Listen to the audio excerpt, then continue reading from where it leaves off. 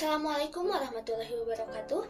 Halo semuanya, aku Reka Ulia Ramadina dari kelas A9 ingin menjelaskan materi tentang komunikasi bisnis. Kira-kira kalian sudah tahu belum apa itu komunikasi bisnis? Jika belum, simak video ini baik-baik ya. Komunikasi bisnis ialah komunikasi yang digunakan dalam dunia bisnis yang mencakupi berbagai macam bentuk komunikasi, baik verbal maupun non-verbal, untuk mencapai suatu tujuan tertentu. Ada pula unsur-unsur komunikasi. Mari kita bahas satu persatu. Ada sumber. Sumber, atau disebut juga dengan komunikator, merupakan pihak yang memiliki informasi, kemudian menyampaikannya kepada penerima, atau biasa disebut juga dengan komunikan. Dalam komunikasi antar manusia, sumber bisa terdiri dari satu orang, tetapi bisa juga dalam bentuk kelompok seperti pada organisasi atau lembaga. Lalu ada proses encoding. Encoding adalah proses mengubah informasi dari suatu sumber menjadi data yang selanjutnya dikirimkan kepada penerima atau pengamat. Lalu ada pesan. Pesan yang dimaksud dalam proses komunikasi adalah sesuatu yang disampaikan pengirim kepada penerima. Pesan dapat disampaikan dengan cara tatap muka atau melalui media komunikasi. Isinya bisa berupa ilmu pengetahuan, hiburan, informasi, nasihat, atau propaganda. Lalu ada media. Media yang dimaksud di sini ialah alat yang digunakan untuk memindahkan pesan dari sumber kepada penerima. Lalu ada gangguan. Gangguan atau noise adalah hal yang mendistorsi pesan. Suatu komunikasi dapat mengalami gangguan apabila terjadi ketidaksesuaian pesan antara yang dikirim dengan yang diterima. Lalu ada lingkungan. Lingkungan atau situasi adalah faktor-faktor tertentu yang dapat mempengaruhi jalannya komunikasi.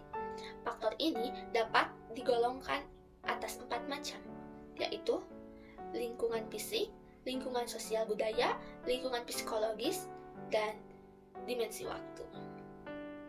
Lalu, ada proses decoding.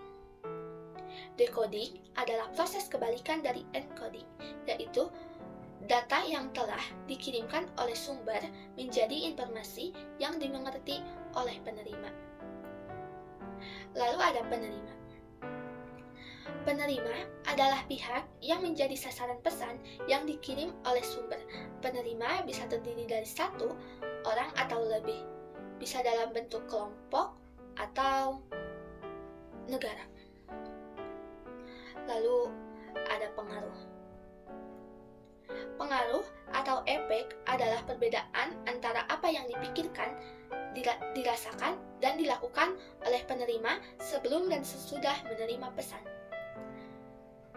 Dan yang terakhir ada tanggapan balik.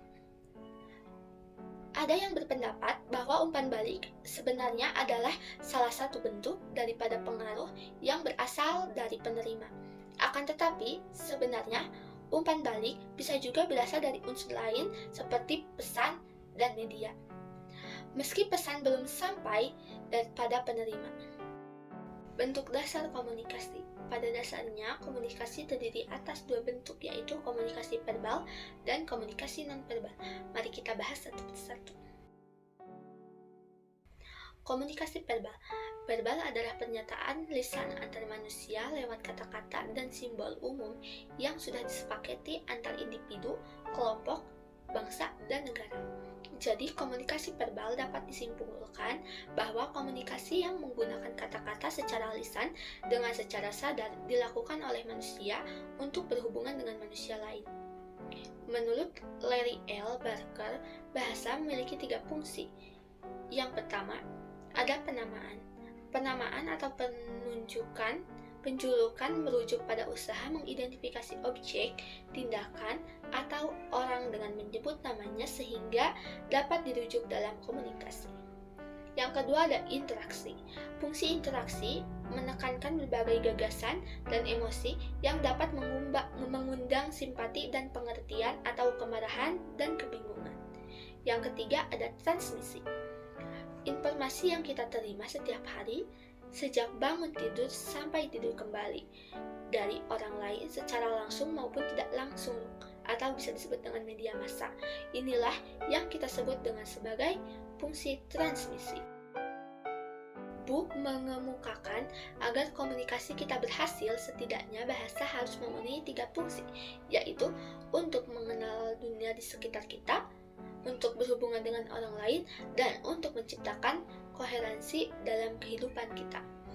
Ada beberapa hal yang menyebabkan fungsi tersebut tidak berjalan dengan baik, yaitu keterbatasan bahasa. Maksudnya adalah adanya perbedaan arti atas penamaan atas hambatan lain saat Anda sedang berkomunikasi. Ketika berkomunikasi, kita menerjemahkan gagasan dalam bentuk lambang. Bahasa ialah alat yang digunakan untuk proses penyandian, namun memiliki keterbatasan. Untuk itu, diperlukan kecermatan dalam berbicara. Bagaimana mencocokkan kata dengan keadaan sebenarnya. Bagaimana menghilangkan kebiasaan berbahasa yang menyebabkan kerancuan dan kesalahpahaman. Komunikasi nonverbal. Komunikasi nonverbal merupakan salah satu bentuk komunikasi yang sering digunakan dalam presentasi, di mana penyampaiannya bukan dengan kata-kata, tetapi melalui gerakan-gerakan anggota tubuh yang sering dikenal dengan istilah bahasa isyarat atau body language. Selain itu, penggunaan bahasa nonverbal dapat melalui kontak mata, menggunakan objek seperti pakaian, potongan rambut, dan penggunaan simbol-simbol. Pengertian komunikasi nonverbal menurut Larry A. Samovat dan Richard Porter adalah pencakupan semua rangsangan dalam suatu setting komunikasi yang dihasilkan suatu individu dan penggunaan lingkungan oleh individu yang mempunyai nilai potensial pengirim atau penerima, baik disengaja ataupun tidak. Jenis komunikasi nonverbal secara umum dikenal dan digunakan untuk memperkaya komunikasi verbal yang terdiri atas bahasa isyarat, ekspresi wajah, sandi, simbol, warna, pada bahasa, dan busana. Fungsi-fungsi yang dipakai dalam komunikasi nonverbal yang pertama adalah fungsi repetisi. Perilaku nonverbal dapat mengulangi perilaku verbal. Misalnya, menggunakan kepala ketika mengatakan ya. Yang kedua ada substitusi.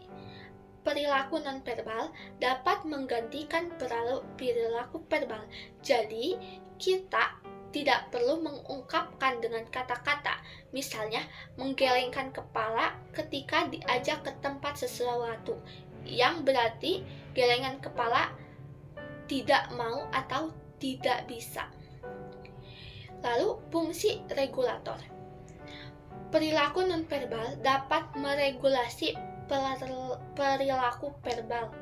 Misalnya, ketika kuliah sudah mulai berakhir, mahasiswa yang duduk di depan melihat jam tangannya 2-3 kali agar dosen segera menyadarinya.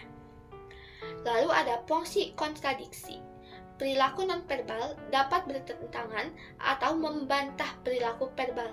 Contohnya, Anda memuji presentasi teman, tapi Anda mengatakannya sambil mencibirkan lidah. Memahami komunikasi bisnis.